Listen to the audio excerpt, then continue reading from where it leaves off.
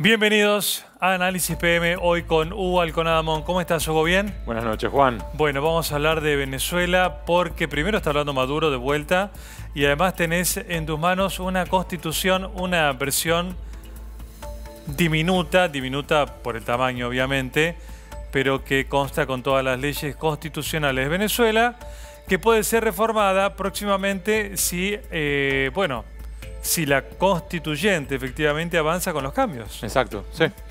De hecho, eso es lo que estaremos hablando toda esta noche, ¿no? Sí. Es todo este contexto que, visto desde la Argentina, parece entre extraño, lejano y que es tristísimo. La verdad que es una tragedia en cámara, por momentos lenta, por momentos demasiado rápida. Una cosa que por momentos hasta parece difícil de creer que en Venezuela está ocurriendo eso. Está ocurriendo, está tal cual. ¿Esa constitución cómo llegó a tus manos? Esta constitución desde 1999 era la que había impulsado Hugo Chávez y que él a su vez lo que promovía era esta edición de ultrabolsillo que él guardaba y que la sacaba una y otra vez por todos lados. Bueno, esta constitución es la que ahora están tratando de reformar y es la constitución que está generando toda esta polvareda, la reforma de esta.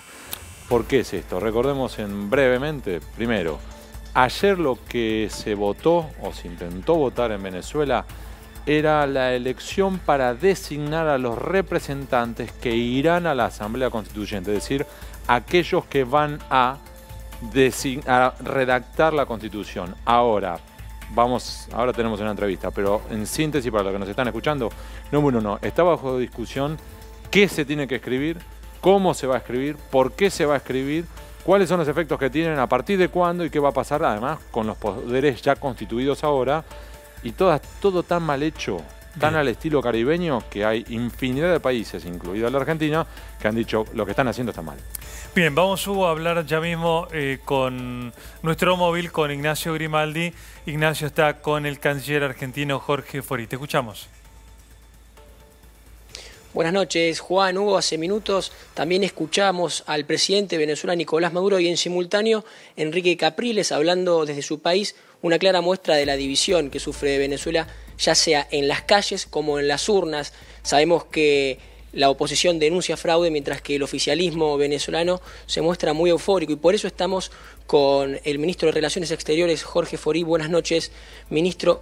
¿Qué expectativas entiende usted que tiene Nicolás Maduro con la Asamblea Constituyente? Y en base a eso, ¿qué acciones concretas piensa adoptar Argentina?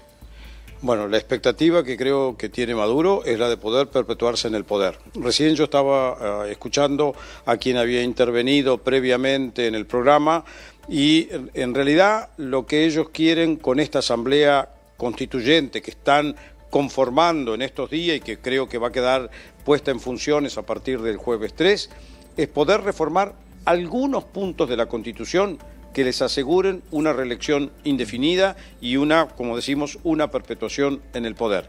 La Constitución que están reformando es la Constitución que hizo el presidente Chávez, o sea que esto tiene solamente algún objetivo de corrección para poder llevar adelante y además desconocer a otros poderes constituidos, básicamente al Parlamento, que en Venezuela se llama la Asamblea Nacional, o a la fiscal, que fue nombrada, la fiscal general, que fue nombrada por Chávez y que no está de acuerdo con muchas de las medidas que ha ido tomando el madurismo. Este es el objetivo. ¿Qué es lo que está haciendo Argentina?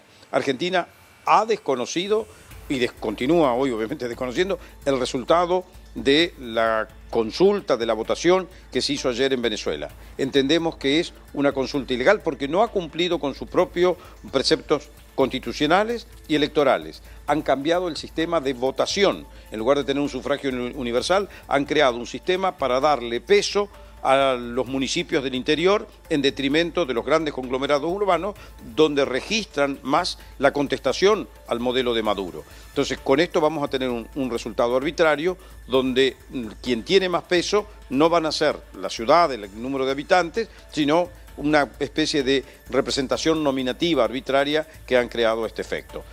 Además, los países del Mercosur estamos ya trabajando sobre lo que habíamos comprometido en Mendoza en relación con el protocolo de Ushuaia y la cláusula democrática, sobre la cual nos expresaremos en breve. Y la semana que viene además tenemos una reunión de cancilleres de varios países de América Latina, pero también Canadá y otros de la región, para hacer una expresión de que Venezuela no está dentro de un cuadro democrático. Canciller Juan, Fori, sí, Juan Micheli, buenas noches, canciller. Entonces, primero, el desconocimiento de lo que ocurrió ayer en la votación. Ahora, ¿el Mercosur va a avanzar de qué manera? Porque hasta ahora, digamos, no había un documento de tanta contundencia. La verdad es que en Mendoza hicimos una declaración que registra las posibilidades de los 4 países fundadores. Sí. Pero al mismo tiempo, los 4 países fundadores enviamos una carta pidiendo a Venezuela que concluya con este periodo de consultas que deberíamos tener en el mecanismo del protocolo de Ushuaia para determinar si había posibilidades de volver a una situación de democracia y de diálogo entre gobierno y oposición. Esto no ha ocurrido, hemos tenido además esta decisión del domingo, que era uno de los hechos que pedíamos no avanzar, y esto nos ratifica que no hay una vocación democrática. Por lo tanto, estamos en condiciones, ya los países del Mercosur, de avanzar en la cláusula democrática, y esto lo haremos en estos próximos días. Bien. Buenas noches, canciller. Soy Hugo Alconada. ¿Cómo está? ¿Eso en la práctica significa que Venezuela puede ser expulsada del Mercosur? La figura es que queda fuera de los órganos del Mercosur. Algunos lo llaman una exclusión, otros lo llaman una expulsión. Lo importante es que un órgano regional de la relevancia que tiene el Mercosur claramente dice: Venezuela no es una nación democrática. ¿Y eso en la práctica qué consecuencias puede tener en Venezuela? A ver, para el común de los ciudadanos venezolanos, lamentablemente no tiene una consecuencia directa. Nosotros con esto solamente registramos que Venezuela no puede arrogarse la condición de una nación democrática. Si esto se va a traducir en que vamos a lograr que haya un diálogo, va a depender de la voluntad de las autoridades constituidas en Venezuela con la oposición. Pero es establecer un hecho que prácticamente ningún organismo regional ha decidido llevar adelante. Usted menciona organismos regionales. Voy del Mercosur a la OEA. ¿Usted imagina también un debate en la Organización de los Estados Americanos? Este debate en la Organización de los Estados Americanos lo venimos teniendo hace 4 meses, lamentablemente sin un resultado concreto, porque hemos estado discutiendo tanto en Cancún como en otras reuniones extraordinarias de ministros que se han hecho durante los últimos meses, y finalmente hay una especie de veamos qué pasa con el tiempo, y esto lo único que ha hecho es ir acentuando las prácticas antidemocráticas, la represión, la prisión de las personas que piensan diferente, o sea, la cantidad de detenidos políticos, los juicios arbitrarios, los juicios paralelos, la actitud de los paramilitares. Todo esto ha sido en un crescendo, mientras en la OEA se trata de debatir esto, pero sin llegar a un resultado concreto. Pero el día de la fecha, igual que el día sábado, ha habido manifestaciones muy fuertes por parte de Almagro, que es el secretario de OEA, pero obviamente son declaraciones que instan a que haya un diálogo que no se logra. Pero usted lo sabe mejor que nosotros, que los países centroamericanos han recibido el petróleo subsidiado de Venezuela y por eso cuentan o dan su voto a Maduro dentro de la OEA. Creo que hay un momento que hay que dejar de votar con la billetera y votar por lo que afecta a nuestros pueblos. Ninguno de nuestros pueblos, y sobre todo muchas naciones latinoamericanas que hemos conocido lo que es vivir sin democracia, podemos quedarnos parados frente a esto. Cada uno sabe lo que tiene que privilegiar, pero creo que hay una actitud de principio, y lo estamos viendo en las imágenes que recibimos de la televisión. Ver a la gente perseguida, los balazos que recibe gente joven, la cantidad de muertos que está teniendo Venezuela, la falta de alimentos, la falta de medicamentos, el avasallamiento total de los que son integrantes de la Asamblea Nacional, los ataques contra la Fiscalía. O sea, está dado todo el cuadro de una actitud autoritaria, dictatorial por parte de las autoridades constituidas hoy en Venezuela. ¿Pueden ustedes retirar el cuerpo diplomático argentino o incluso retirar al embajador de Caracas? A ver, nosotros en este momento tenemos un encargado de negocios. El retiro de los embajadores es un hecho que tampoco cambia la realidad. Nos permite seguir a nosotros de cerca. Es una manifestación de disgusto frente a una situación existente.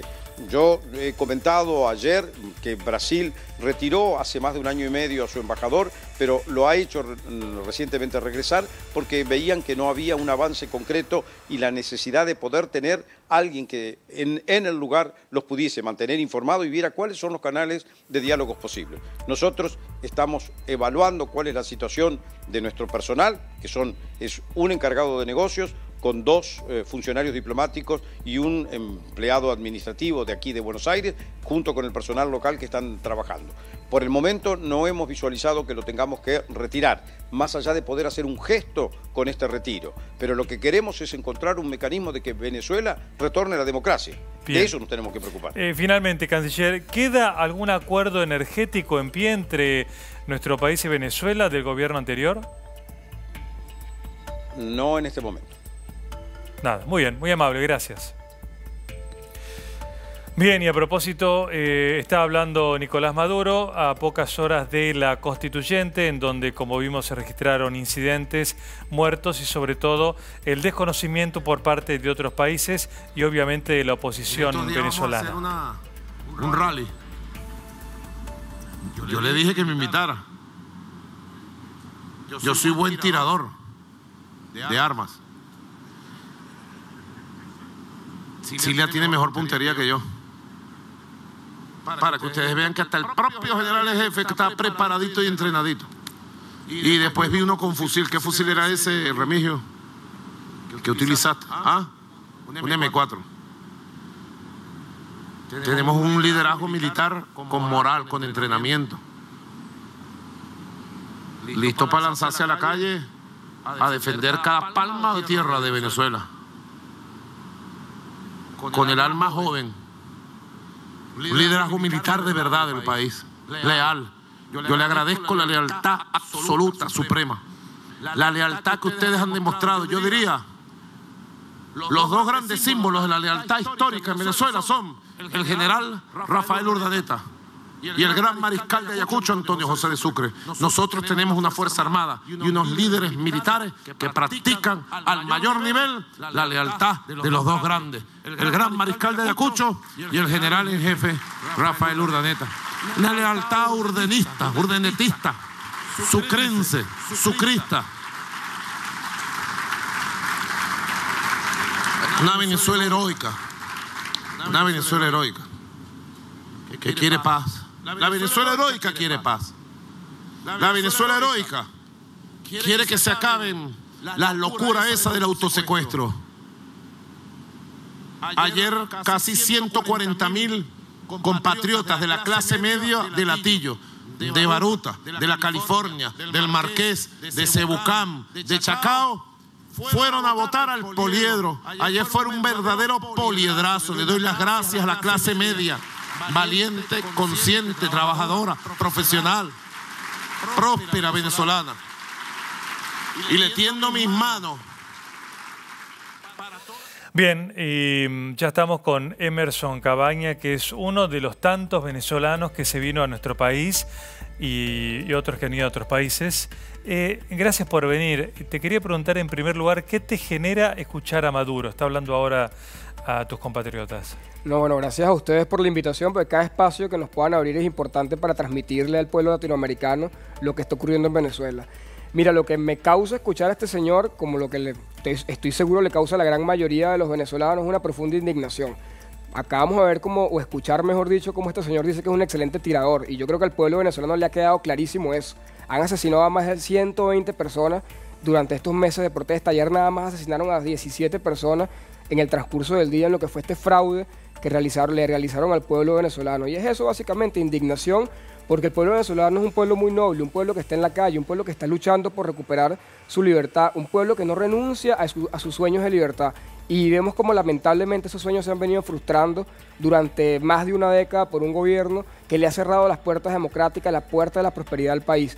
Y yo creo que lo que está haciendo Venezuela hoy día, esa gesta democrática, esa gesta por recuperar la libertad, es algo realmente heroico, porque ante la peor situación, las peores condiciones de violencia, de persecución, de asesinato, ahí se mantiene un pueblo firme. Y yo creo que como venezolanos todos estamos sumamente orgullosos de eso, de que el país está firme y el país va a seguir firme para enfrentar lo que es esta dictadura que gobierna hoy día mi país. ¿Vos sos oriundo de Caracas? De Maracay. De Maracay. ¿Dónde estabas estudiando? En la Universidad Central de Venezuela. ¿Y vos estabas allí como uno de los referentes estudiantiles? Yo fui presidente adjunto de la Federación de Centros Universitarios en el 2014, cuando se realizaron las primeras protestas masivas hacia el gobierno de Nicolás Maduro. ¿Y estás aquí desde? Ya llevo aproximadamente 2 meses acá en Argentina. ¿Por qué decidiste venir? Se me estaba intentando acusar, se me acusó, mejor dicho, de estar vinculado a una banda que le pagaba a protestantes en Caracas para generar disturbios. Y bueno, eso conllevó a una persecución política que no es nueva, que viene hace tiempo. Yo estuve detenido en 2014 y que bueno, la toma de la decisión fue, o sea, lo mejor para mí, para mi familia, para mis cercanos, por la seguridad de todos, fue abandonar el país. Cuestión que me pasó a mí, que le ha pasado a decenas de jóvenes. Esta tarde recibí una información de que un gran amigo, que actualmente está intentando salir del país, justo porque lo están acusando también de este tipo de actos que el país no les cree. Así como no les creyeron que lograron 8 millones de votos, no les creen que los liderazgos que están luchando por el país están implicados en actos de gobierno. El país está clarito que quien tiene el monopolio de la violencia y el monopolio de las armas en el país es Nicolás Maduro y su combo de delincuentes. ¿Y es fácil conseguir un pasaporte para salir de Venezuela? No, lo que pasa es que yo lo tenía ya, mi pasaporte no se había vencido, pero de hecho hay personas que tienen 1 año y medio a la espera del pasaporte y no se los han dado. Yo creo que parte de lo que es la ineficiente burocracia venezolana que ha dañado todas las instituciones y bueno, la institución que se encarga de esto es absolutamente ineficiente. No están dando pasaportes desde el año pasado con muchos problemas y tienes que acudir al mercado negro, que es una corrupción gigantesca, pagar grandes sumas de dinero para que te puedan dar el pasaporte. Para quienes hemos ido a Venezuela varias veces hemos vislumbrado esto, pero te invito a que hagamos juntos un ejercicio para quienes nos están viendo y solamente en ocasiones ven imágenes nada más. Claro. Sobre cómo es la realidad cotidiana. Te levantás y desayunás, ¿qué? ¿Qué hay para desayunar? ¿Hay leche? No. ¿Hay café? No. ¿Hay té? Mira, la cotidianidad del venezolano no tiene ningún tipo de planificación. Allí todo es totalmente improvisado. La vida del venezolano es improvisada. Una madre puede acostarse hoy y no sabe cómo va a alimentar a sus hijos el día de mañana. No hay pan. No hay pan. Hay un arepas. enfermo puede acostarse hoy y no sabe si van, por ejemplo, los enfermos de la diabetes, si van a encontrar su insulina el día de mañana. Esa es la realidad de Venezuela. Por eso, vos vas a una farmacia y ¿qué encontrás? Los productos que realmente necesitan los enfermos no se están encontrando porque dependen de la importación y no se está importando absolutamente nada. Vamos al revés. Vos estás aquí hace 2 meses, tenés amigos o familiares que te escriben y te dicen, mándame ciertos productos. ¿Cuáles? Sí, por supuesto. De hecho, mi mamá me escribió hace poco y ya está casi resuelto ese tema para una medicina para la próstata. Mi papá que sufre de la próstata y se la tenemos que mandar de acá porque allá no hay. Y también, bueno, hemos estado intentando llevar a varios profesores de mi universidad que sufren justamente, necesitan la insulina y allá no se encuentra. Y dependen de eso para poder vivir. Esa es la realidad del venezolano. Una realidad de sufrimiento, de dolor, de angustia, de que además el sueldo es imposible, o sea, y así exista. Por eso, y te subes a un transporte e intentas ir a la universidad, los colectivos, micros, ¿funcionan o no funcionan? Sí, no, el transporte público en Venezuela es sumamente ineficiente, pero existen. O sea, lo que te digo es que el venezolano resuelve. El venezolano es digamos, un ser guerrero, un ser que a pesar de esta situación tan aguda que está viviendo, es un ser que trabaja, que resuelve y que intenta llevarle el sustento a su familia, porque así somos los venezolanos, somos luchadores. Un ejemplo paradigmático sobre eso. El puente que conecta Caracas con el aeropuerto internacional de Maiquetía, el equivalente nuestro de Ezeiza, ¿sigue caído? No. ¿Lo recuperaron? Sí, bueno, no lo recuperaron, hicieron una especie de camino. No, bueno, por eso. Pero está el puente en construcción. sigue caído. Claro, sí. Había un puente que era el que te permitía llegar directo. Bueno, al caerse tenés que hacer una vuelta ahora. por las colinas, increíble. Eso sigue igual. Sí, lo que sí se reparó fue un viaducto que, bueno, que fue en el gobierno de Chávez que sí se cayó, pero sí lo recuperaron. Los venezolanos que apoyan a Maduro, que los vemos en los actos, que están con él, ¿qué crees sobre ellos? Mira, yo creo que O sea, si algo ha hecho el gobierno de Venezuela es generar una relación de dependencia gigantesca con el pueblo más humilde en mi país. Esas personas que no se les puede criticar en lo más mínimo son personas que su alimentación básicamente depende de lo que le dé el gobierno nacional, porque ellos han generado ese sistema, un sistema perverso, un sistema donde la libertad individual no existe, sino que las necesidades de las personas para poder cubrirla están sujetos a lo que el Estado pueda otorgarle. Y evidentemente son personas amenazadas. Yo conozco varias de esas personas que incluso el día de ayer, de las pocas que votaron, tuvieron que ir a votar porque no es que le amenazan con cualquier cosa, sino que le amenazan con la comida de su familia, con la medicina de su familia. Y es una cosa de con eso no se... O sea, eso ya te hace ver lo perverso y lo malévolo que es el gobierno de Nicolás Maduro. Una persona que está dispuesta a hacer cualquier tipo de cosa, cueste lo que cueste la sangre que le cueste, el sufrimiento que cueste el pueblo venezolano para mantenerse en el poder. Todo lo que ellos han ejecutado es justamente para mantener esa relación de dependencia, Estado, sociedad, y de esa manera poder controlar a las personas para seguir teniendo ese pírrico apoyo que aún tienen. Ahora, hay muchos que sí apoyan al chavismo, no por una cuestión de amenazas, sino, vos sabés bien, así como en la Argentina a sectores carenciados antes se le decían los cabecitas negras, en Venezuela se le decía el perraje, ¿o no? Mira, la discriminación ha existido... No, ya lo sé, pero se le decía el perraje.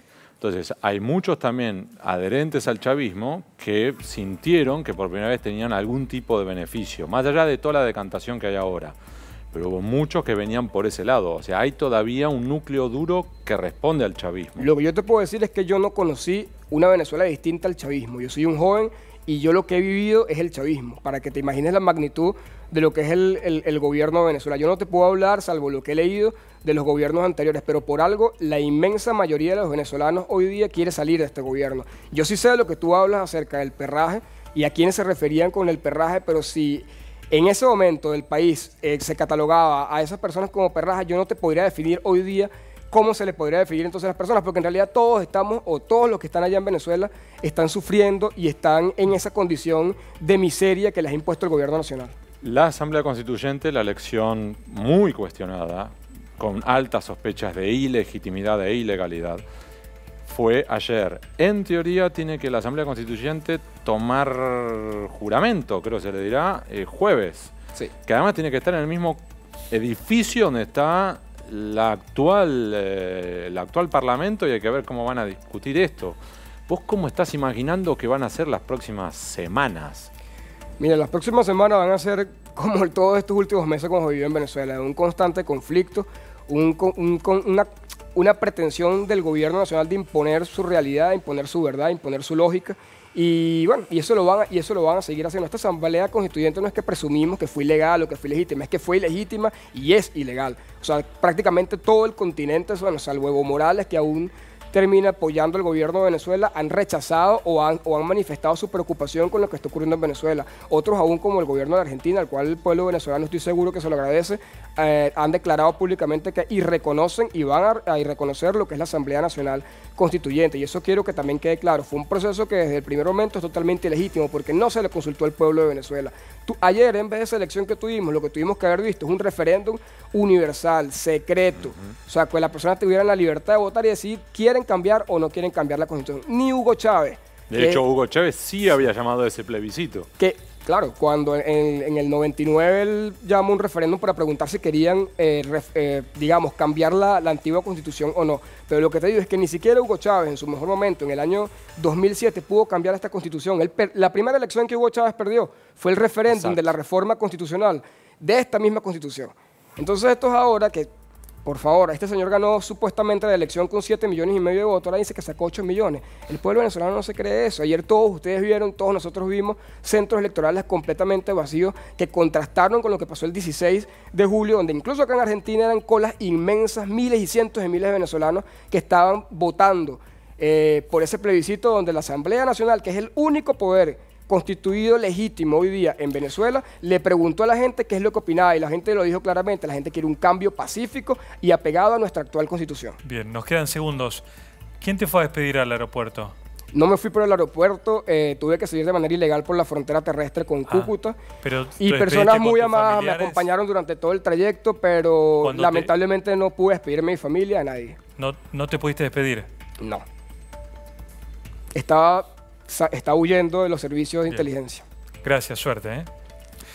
¿Hacemos un corte? Sí. Ya volvemos en Análisis PM con Hugo Alconadamón y en Lavallato en la Argentina. Seguimos en Análisis PM con Hugo Alconadamón y hay un número sobre cuánto dinero, cuántos miles de millones de dólares están vinculados en la Argentina con el Lavallato. Sí hay un número y Hugo lo va a contar. ¿Cuál es el número, Hugo? Hola, Juan. 4.320 millones de dólares. Ese es el número mágico, o terrible, según quieran decir. ¿Por qué? ¿Cómo se llega a ese número? Hay un muy buen estudio que desarrolló la Universidad del Amazonas, en Brasil. Lo que evaluaron fue todos los créditos que el Banco Nacional de Desarrollo brasileño entregó durante los últimos 15 años a distintos países de todo el mundo, ¿sí? En particular de América Latina. Y eso lo cruzaron con distintos parámetros de riesgo. Por ejemplo, uno de los parámetros más fáciles es ¿qué empresa recibió ese crédito? Por ejemplo, Odebrecht, y ya es una luz amarilla, decís. Odebrecht ya reconoció que pagó coimas por todos lados. Fue, si no, Camargo Correa, o si no también OAS. Empresas que uno dice, ya vamos mal. Número uno. Número dos, esos contratos, el Banco Nacional de Desarrollo los está mostrando de manera transparente o por el contrario los oculta e incluso ha establecido cláusulas de confidencialidad durante los próximos 10 años. Número 3, los países que están recibiendo estos contratos, estos créditos, son países que tienen el mismo nivel de percepción de corrupción que Brasil o incluso están peor, y te da que están peores. Por ejemplo, Brasil está 79 en el ranking de Transparencia Internacional, la Argentina está 95.